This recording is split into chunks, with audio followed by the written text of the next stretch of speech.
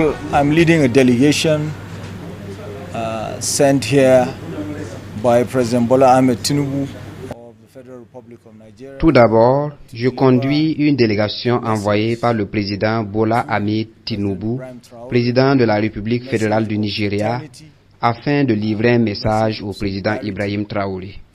Un message de fraternité, un message de solidarité d'un pays africain à un autre.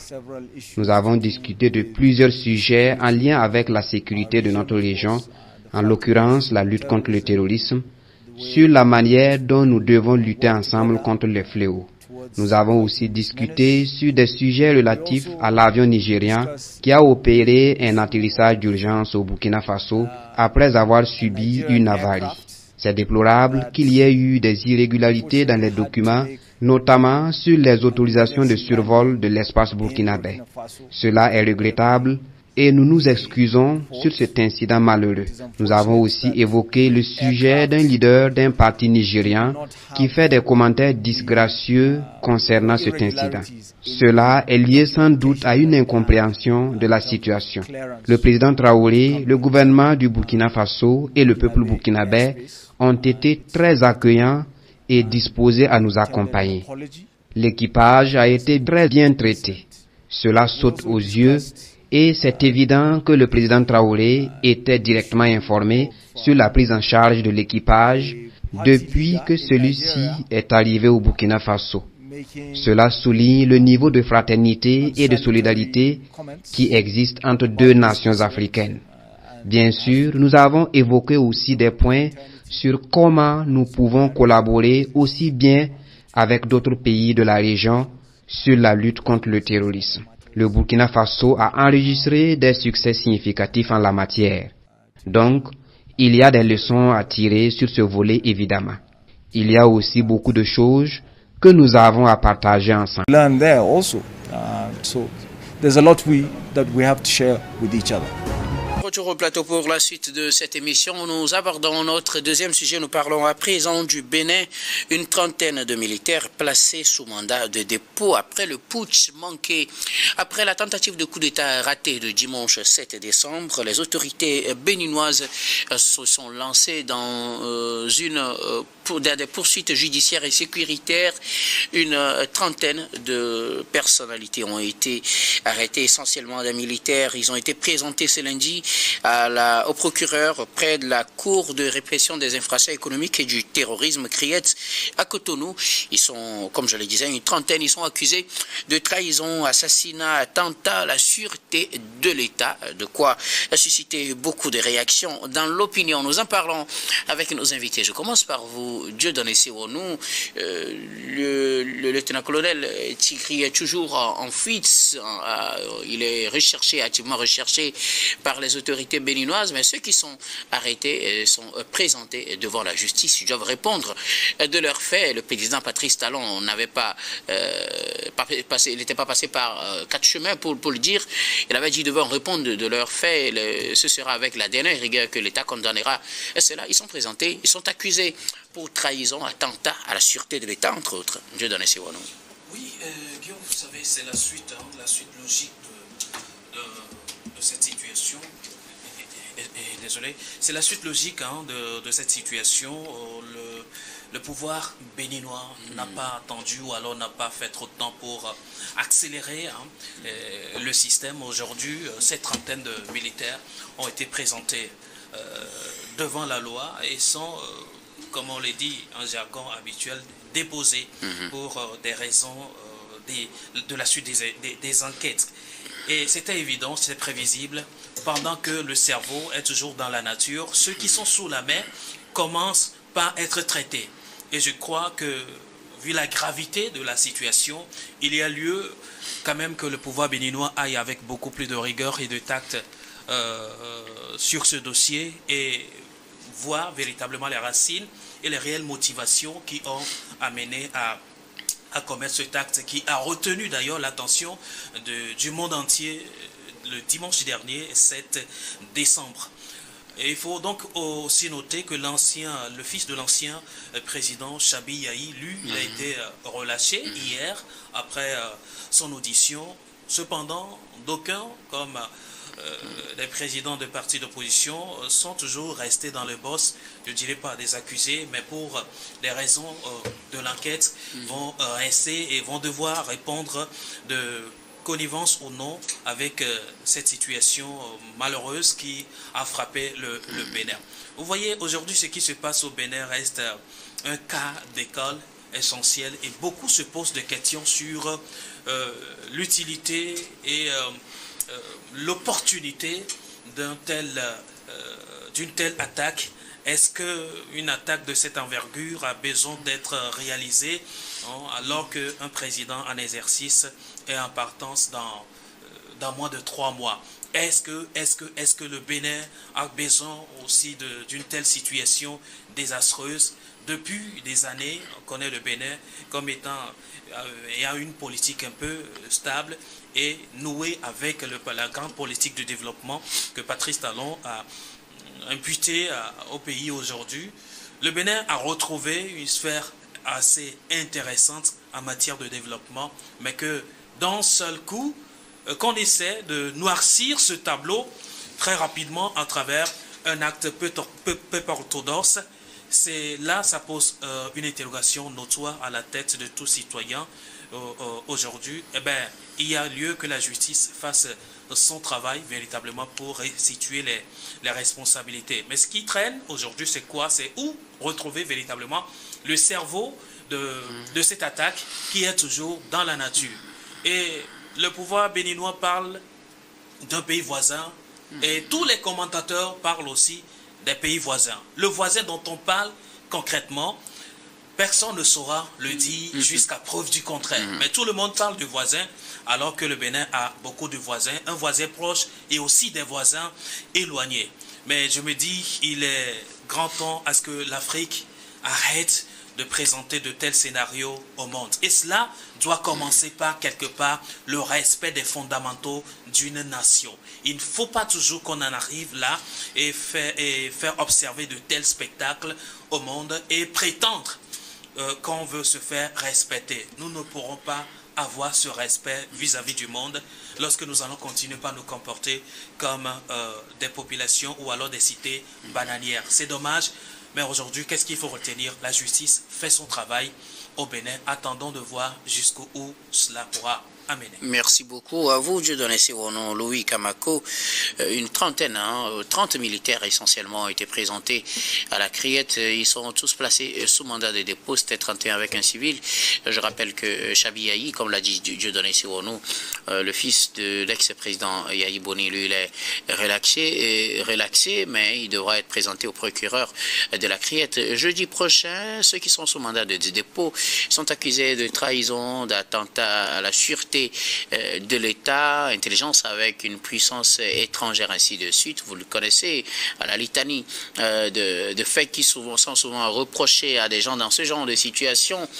C'est ça, de quoi susciter beaucoup de réactions dans l'opinion. On commence déjà par arrêter ceux qui sont présumés complices de cette situation qu'on a vécue le 7 décembre au Bénin. Non, je pense que c'est une situation qui ne surprend personne, et même les poutistes, en fait, les poutistes mal outillés, parce qu'ils devaient même s'attendre à cela, parce que c'est la fin de la récréation. Et souvent, on a l'habitude de le dire, c'est un mouvement d'ensemble, mais la conséquence, elle est individuelle. La preuve aujourd'hui, colonel Tigri, lui, il a détalé, mais je crois que la justice béninoise a su mettre le grappin sur ceux qui sont restés au pays. Donc je crois que c'est une volonté claire aujourd'hui d'un État béninois qui veut affirmer l'autorité de l'État de droit. Donc c'est pour dire, en fait, à la face du monde qu'aujourd'hui, les autorités béninoises ont la situation, c'est-à-dire qu'on la situation en main, c'est-à-dire que la situation est sous contrôle, comme ils l'ont dit au soir du 7 décembre dernier. Donc c'est également pour dissiper les doutes, parce que pour beaucoup de gens, ces poutistes-là contrôlent toujours la situation et que le président Talon serait toujours en négociation avec eux. Maintenant qu'aujourd'hui le parquet a ouvert une enquête et qu'on est en train justement de dévoiler ces militaires-là, je crois que le débat sur le débat relatif en fait à celui qui contrôle aujourd'hui ou non les institutions au Bénin est à mon avis clos. Maintenant, on aurait pu peut-être placer ces militaires-là en détention préventive, mais on va justement, ils sont placés sous mandat de dépôt. Ça veut dire qu'il y a une fermeté judiciaire à laquelle font face aujourd'hui ces militaires véreux. Donc c'est également un message de la part des autorités béninoises pour dire qu'il n'y aura pas de demi-mesure, et que également ça renvoie à un signal fort, c'est un acte dissuasif en fait pour ceux qui veulent justement récidiver, parce que quand vous voyez ce qui se dit et ce qui se passe à Cotonou, je pense que le danger guette toujours les uns les autres, mais cette fermeté judiciaire de la part des autorités béninoises là, c'est pour justement décourager ceux qui veulent justement emprunter également de telles voies. Donc je crois que dans les faits, on doit justement s'attendre à cela. Ça ne doit même pas faire objet de débat, d'autant plus que c'est une question de si tu veux me tuer, tu ne me tues pas, moi je te tue. Donc ils sont aujourd'hui, on est en train de leur rendre la monnaie de leur pièce. Et je pense que dans tout pays, c'est des choses en réalité qu'on ne doit pas tolérer, d'autant plus qu'ils viennent en fait bouleverser ou bien basculer l'ordre constitutionnellement établi. Vous voyez, le Bénin aujourd'hui, quoi qu'on dise, est une référence en matière de...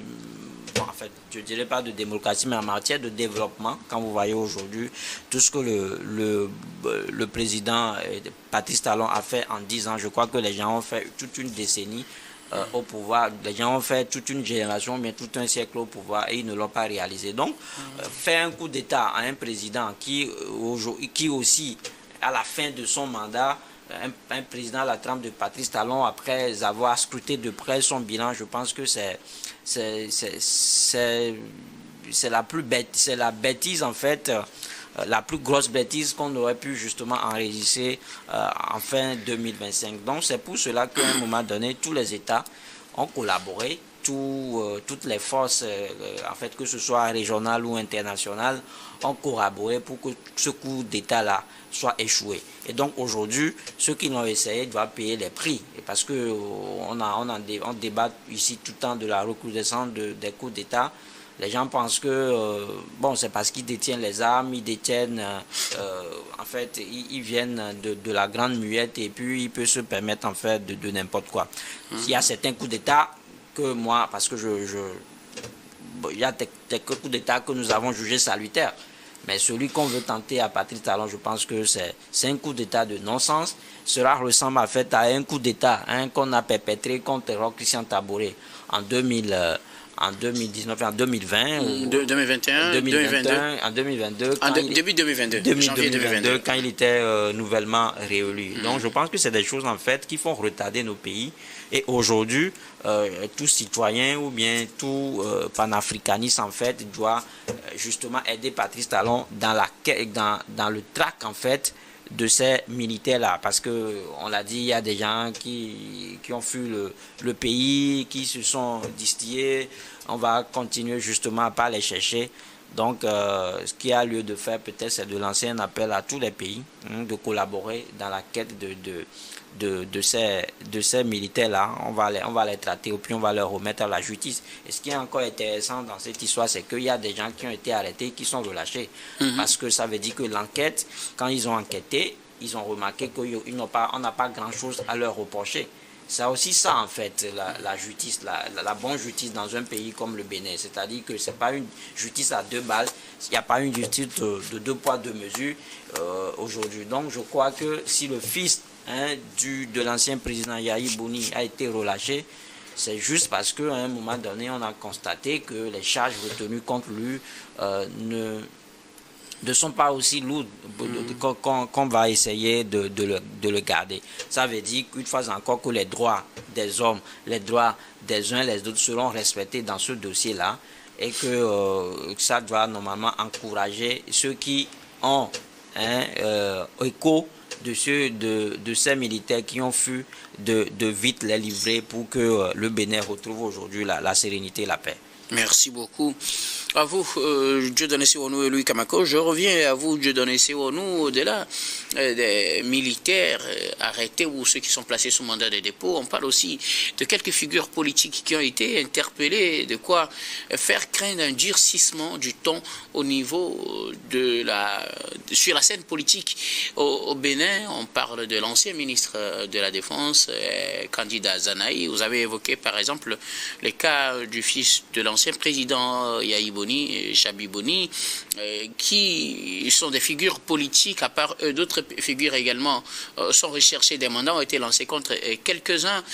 Certains craignent qu'à partir de cet épisode, le président Talon durcisse beaucoup plus le ton, quand on sait que déjà pour ces élections à venir, certains partis politiques, je veux parler des démocrates surtout, n'ont pas eu la chance de se présenter pour la présidentielle d'avril prochain, et qu'ils critiquent un durcissement du temps déjà.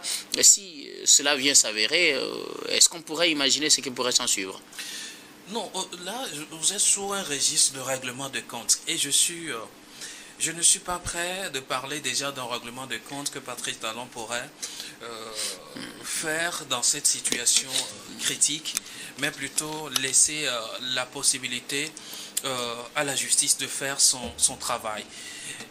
À chaque fois que de telles situations se passent, toute personne en lien avec les accusés ou alors les incriminés sont toujours invités, sont toujours convoqués ou alors sont toujours, je ne dirais pas arrêtés, mais interpellés pour des auditions. Ce n'est pas pour rien qu'il y a des séances d'audition, c'est pour écouter ces gens-là, pour voir si véritablement ils ont un lien précis, aussi un lien criminel avec ces personnes-là. Alors si aujourd'hui on arrive à relâcher le fils de l'ancien président, malgré qu'il demeure sous ce que je peux appeler contrôle judiciaire ou qui doit comparaître par après, cela voudrait dire qu'en réalité la justice fait normalement son travail. Ailleurs, vous aurez compris qu'on ramasse comme ça des personnes, même des innocentes, même des techniciens de maison, on les ramasse parce qu'ils se retrouvaient à un mauvais endroit, à un mauvais moment. On les ramasse et puis on les verse en prison et c'est parti pour des années sans même jugement. Alors qu'aujourd'hui, ce n'est pas le cas qu'on observe là au Bénin. On a commencé déjà par faire le tri et à mettre de côté les moins soupçonnés, histoire de voir beaucoup plus clair dans la chose. Alors, je voudrais qu'on dissocie l'aspect élection et l'aspect crise ou alors aspect criminel qui est en train d'être évoqué aujourd'hui. Je ne vois pas Patrice Talon avec déjà le boulevard qui est devant lui de continuer par resserrer les vis sur les démocrates ou alors sur ses adversaires politiques à partir de cette crise. Il faudrait mieux plutôt gérer cette situation avec beaucoup plus de tact. Lui l'a dit tantôt, il y a des braises, il y a les étincelles qui sont encore très lisibles à travers des comportements, des dires des uns et des autres. Cela voudrait dire on n'est pas très éloigné. On a le pire n'est pas très évité. Pour l'instant, il y a lieu quand même de traiter avec beaucoup plus de tact et de rigueur à la fois, au lieu de s'adonner à une sorte de règlement de compte. Je pense donc pour vous, il n'y a pas de crainte que le président Talon durcisse le ton déjà avec ses arrestations? Non, il ne devrait pas avoir de crainte. Je ne pense pas que c'est le président Talon qui arrête, mais c'est la justice qui fait son travail. Et la justice a pour rôle de désigner et d'identifier les véritables incriminés, les véritables concernés par cette situation. Il n'appartient pas à Patrice Talon de mettre la justice à l'ordre comme cela se passe dans la plupart des pays africains pour régler des comptes.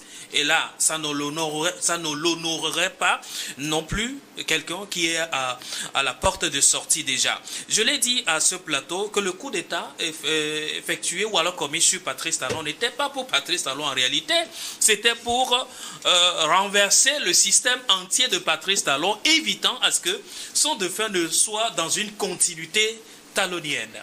Et donc aujourd'hui, ceux qui ont malheureusement raté ce coup d'État, ils savent que ce qu'ils sont en train d'éviter, ou alors ce qu'ils évitaient, est loin d'être derrière eux.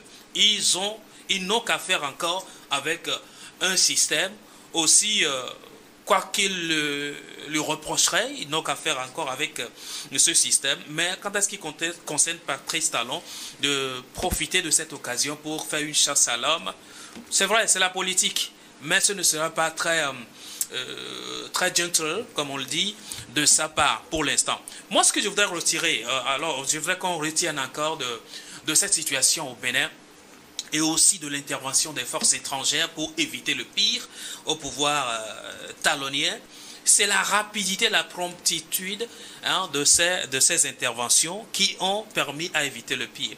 Alors, je veux dire que les coups d'État se passent chaque fois sur le continent africain, dans les pays en douce. Il y a plusieurs types de coups d'État, surtout ceux constitutionnels, continuent d'être passés au gré, au vu d'ailleurs, et au su de tout le monde, mais les forces étrangères n'ont pas toujours l'occasion d'intervenir, ou alors n'interviennent pratiquement pas. D'où ma question, y a-t-il un coup d'État supérieur ou alors à prioriser à un autre? Je pense que la réponse c'est non. Il faut qu'on arrive à éviter ces coups d'État institutionnels qui, malheureusement, conduisent à des coups d'État militaires, des forcings et des désastres qu'on constate aujourd'hui. Je veux dire que nous venons d'évoquer le cas Sénégal, qui est aujourd'hui à la tête de la commission. C'est là aussi un message phare à la commission de la CEDEAO, de comprendre que de véritables coups d'État se passent sur le continent. Il faut lutter beaucoup plus ces coups d'État institutionnels avec beaucoup plus de fermeté, comme cela a été illustratif au Bénin avec l'intervention de toutes ces forces-là pour éviter à ce que le pire, à ce que le renversement entier d'un système politique ne s'organise chaque fois par la force. C'est désagréable aux yeux du monde et cela n'honore pas l'Afrique. Je me rappelle encore, c'est seulement en 2016 que la CEDEAO a su faire quelque chose sur le plan politique en renvoyant Yahya Jammeh avec ses billes. Avec ses billes, il est donc parti finalement à la vitesse des billes, malgré qu'il s'organisait encore à rester. La CEDEAO a su faire une intervention pour empêcher cela. Alors, il est grand temps à ce que nos institutions se respectent en commençant par éviter des coups d'État institutionnels qui malheureusement nous amènent dans ces travers qui n'honorent pas l'Afrique qui se veut souveraine, qui se veut concurrente. Merci beaucoup à vous, Dieudonné Sironou. Doit-on craindre un durcissement de l'espace politique au Bénin au regard des arrestations ou des interpellations dans la classe politique également, puisque ce n'est pas seulement des militaires qui sont interpellés dans cette affaire, Louis? Non, je ne pense pas, parce que le débat n'est plus là, parce que ça fait très longtemps on a collé à Talon l'étiquette de celui-là qui veut être dictateur, l'étiquette de celui-là qui est parano, celui-là qui voit des coups d'État un peu partout. On en a pour preuve l'arrestation de certains alter ego, ces ministres d'espoir à l'époque, qui ont été arrêtés parce que grâce à un service de renseignement très développé de la part des autorités, du Bénin, qui ont su justement détecter ce plan de déstabilisation de certains ministres du président. Donc je crois que le débat n'est plus aujourd'hui à ce niveau. On ne va plus parler de règlement de compte. Mais ce qui a lieu de dire, c'est là où j'apprécie un peu aussi la hauteur de l'esprit du président béninois, parce que beaucoup s'attendaient à ce que, au soir ou bien après les événements du 7 décembre, qu'il fasse une déclaration modifiant peut-être le calendrier électoral. Beaucoup s'attendaient peut-être à ce qu'ils disent que, compte tenu du contexte sociopolitique, le climat n'est pas favorable pour l'organisation d'une élection. Il va falloir justement modifier la date, qui va se maintenir encore. Le processus, mais finalement on se retrouve avec un an de retard. Il a été catégorique là-dessus, que les choses vont rester en l'état, le calendrier électoral va suivre, le processus électoral va suivre son cours normal, ça ne va pas patiner. Ça veut dire tout simplement que tout a été déjà bouclé et scellé de la part des institutions, bien de l'institution qui organise les élections, et que ça ne revient pas au président Talon de décider à la place de cette commission-là. Ça aussi c'est une preuve, c'est une élégance démocratique de la part du Bénin. Donc il n'y aura pas de règlement de compte, on l'a dit, la preuve, il y a des gens qui ont été arrêtés mais qui ont été relâchés. Donc ça veut dire que la justice va faire son travail, l'exécutif aussi fera également son travail. Donc je crois que c'est quelque chose à laquelle nous devons y aller, parce qu'aujourd'hui il y a beaucoup de choses qui se disent autour de ce coup d'État-là. On pense que les commanditaires seraient venus d'ailleurs, d'autant plus que le cerveau même du coup d'État, le fameux Tigri, il est introuvable. S'il est introuvable, certainement qu'il se retrouve dans la sous-région et que jusque-là, personne n'arrive à le dénoncer. Je crois que le Bénin doit tout faire pour justement arrêter ces militaires-là, pour les passer les aveux. Ça va permettre en fait à la sous-région aujourd'hui de retrouver une certaine stabilité. Parce que on ne peut pas comprendre qu'en moins de 5 ans, que l'institution sous-région soit confrontée à 8 coups d'État. Je pense que là, on parle des coups d'État militaires, les coups d'État constitutionnels, on n'en parle pas. Donc ça veut dire que durant ce quinquennat, presque tous les pays de la sous-région ont été victimes d'un coup d'État. Si on veut mettre dans ce panier-là les coups d'État constitutionnels. Donc je crois que le coup d'État au Bénin serait un coup d'État de trop, et voilà pourquoi est-ce qu'on doit être unanime là-dessus pour dire que la justice doit véritablement faire son travail pour dévoiler aux uns les autres, en fait, ces militaires-là qui ont voulu troubler l'ordre conditionnel. Et contrairement à ce que nous voyons souvent dans la plupart des pays, c'est que il y a des présidents même qui inventent des coups d'État, et puis dans le journal officiel, on vous présente des guignols, à qui on donne des paquets d'argent, à qui on donne des lingots d'or pour dire que voilà, je voulais faire ceci, je voulais faire cela, dans le but justement de prolonger le mandat de celui du président sortant. Je crois que ça n'a pas été le cas au Bénin. Au moins, aujourd'hui, tout le monde est unanime que réellement, il y avait eu un coup d'État. Il y a eu tentative, voilà. Il y a eu tentative de coup d'État au Bénin. Et donc, aujourd'hui, tu as donné raison à Patrice Talon, qui, à un moment donné, voyait de très loin le mal. Merci beaucoup. Oui, je donne rapidement. Oui, moi, ce que je voudrais ajouter, c'est vrai qu'on en parle moins, mais sur l'ensemble, la politique crée trop de frustration. Je pense qu'il est temps qu'on limite ces frustrations politiques sur le continent pour ne pas toujours arriver à cette dérive totalitaire-là.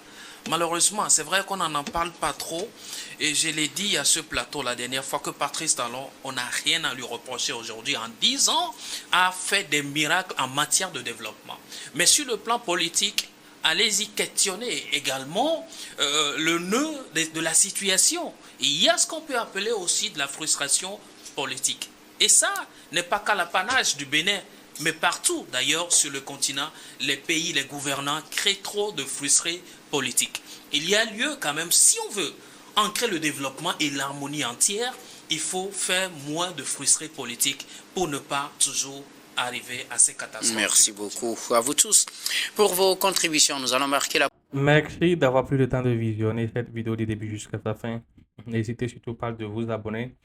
Likez, partagez, mettez surtout vos avis dans les commentaires. Vous savez, le Burkina Faso ne blague pas. L'heure n'est plus à la rigolade. Les gens ont dit oui, le Burkina Faso blague. Ibrahim Traoré est en train de jouer à un jeu très dangereux. Mais vous avez vu, le Nigeria est venu présenter ses excuses. Il n'a qu'à blaguer. Il n'a qu'à blaguer. Il n'a qu'à blaguer. Vous savez, les pays francophones sont bizarres. Vous savez, quand l'affaire a commencé, vous avez vu les réactions des frères, surtout de la Côte d'Ivoire, traitant le Burkina Faso de tous les noms et tout. Mais le Burkina Faso n'a même pas pris le temps de les regarder. On a gardé l'avion, on a gardé ces militaires qui étaient dans l'avion. Les gens disent ils n'étaient pas libérés, ils étaient tous gardés. Ils étaient tous gardés. Heureusement pour eux, ils ont quand même compris le jeu et ils ont présenté leurs excuses. Ce n'est pas le cas de la Côte d'Ivoire qui avait laissé ses 49 militaires pendant plusieurs mois, puisque quoi, ils niaient tout. Il niait tout. Le Nigeria n'a pas reconnu ouvertement les faits, mais la population du Nigeria a compris que quoi? Le gouvernement ment. Le gouvernement nigérien ment. Plutôt, Ibrahim Traoré et ses gens ont raison. Ce qui fait que quoi? Le peuple du Nigeria ne soutient pas Ahmed Tinubu. Plutôt, on dit, Tinubu, ce que tu as fait, c'est grave. Ne nous mets pas en conflit avec le peuple burkinabé. Nous sommes tous des frères. Nous sommes tous africains. Ce n'est pas le cas de la Côte d'Ivoire qui va raconter de n'importe quoi sur le capitaine Ibrahim Traoré. Bravo quand même au peuple burkinabé, bravo au président du Nigeria. Ce n'est pas facile. Reconnaître ses erreurs et présenter ses excuses est très, très, très, très important. On espère que quoi, ceci ne va plus se reproduire dans le futur et chacun s'occupera de cette tâche. Puisque quoi, le Nigeria a tellement de soucis, inutile de se porter comme gardien de l'Afrique. Non. Il faut d'abord trouver des solutions à terreau là-bas. À tout moment, on arrête les généraux, les gendarmes, les militaires, on ferme les écoles, vos églises et tout. Vous n'arrivez pas à terroriser ces terreaux. Mais c'est un peuple calme, un peuple sans armes, un peuple qui n'a même pas de force, c'est ça. Vous êtes venus bombarder. Donc les gars, une fois encore, merci d'avoir pris le temps de visionner cette vidéo du début jusqu'à sa fin. N'hésitez surtout pas de vous abonner, liker, partager et on se capte dans une nouvelle vidéo. Bye bye.